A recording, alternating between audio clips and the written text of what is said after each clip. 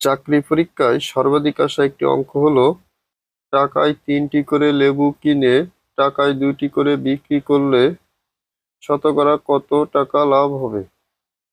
তাহলে আমরা লিখতে পারি একটি লেবুর ক্রয় মূল্য সমান হলো 1/3 টাকা। অতএব একটি লেবুর বিক্রি মূল্য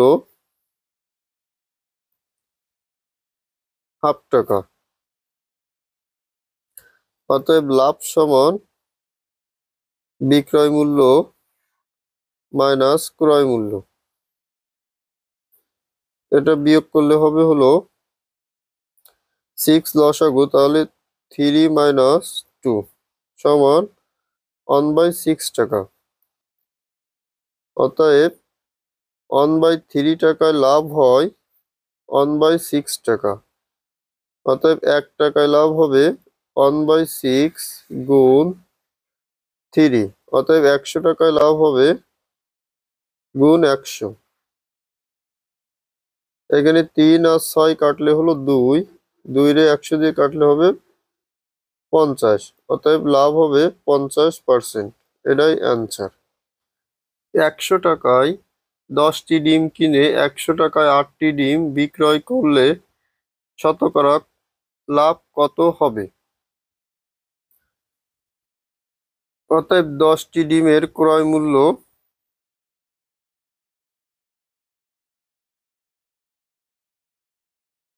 100 টাকা।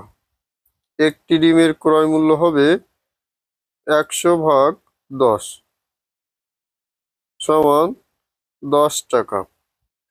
আবার 8টি ডিমের বিক্রি মূল্য 100 টাকা। তাহলে একটি ডিমের বিক্রি মূল্য হবে 100/8 সমান 12.5 টাকা। অতএব লাভ হলো 12.5 - 10 সমান 2.5 টাকা। 10 টাকায় লাভ হয় 2.5 টাকা। 1 টাকায় লাভ হয়, তাহলে 10 নিচে, অতএব 100 টাকায় লাভ হবে বেশি, 100 উপরে। এখানে 0 0 কাটা, তাহলে এখানে গুণ করলে হবে 25 টাকা। অতএব উত্তর হবে হলো 25%।